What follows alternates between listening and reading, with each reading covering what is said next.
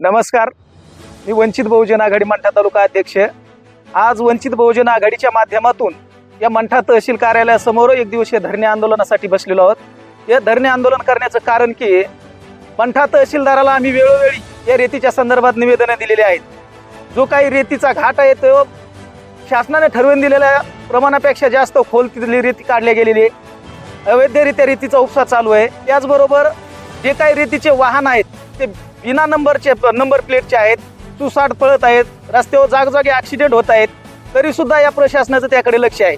आणि म्हणून आम्ही या वंचित बहुजन आघाडीच्या माध्यमातून आंदोलनासाठी बसलेलो आहोत। आमच्या प्रमुख मागण्या म्हणजे या सर्व घाटाची ATS द्वारे मोजणी झाली पाहिजे। त्याचबरोबर अवैधरित्या ज्या ज्या ठिकाणी रेतीच्या साठा जमा करून ठेवलेला आहे त्या साठेधारकावर कार्यवाही झाली पाहिजे। त्याचबरोबर कालच्या 24 तारखेला एका घाटावर JCP धारकावर गुन्हा दाखल झाला, परंतु जो काही घाट चालक आहे त्यांच्यावर कुठल्याही प्रकारची कार्यवाही झाली। प्रमुख मागणी आमची ती असणार आहे। तिथल्या तहसीलदार जाणून बुजून या रेती चोरांना व मुरुम चोरांना पाठीशी घालत आहेत। या एवढ्यावर यांचा काळा बाजार जर थांबला नाही तर वंचित बहुजन आघाडीच्या माध्यमातून आम्ही लवकरच मंठा येथे रस्ता रोको आंदोलन करणार आहोत।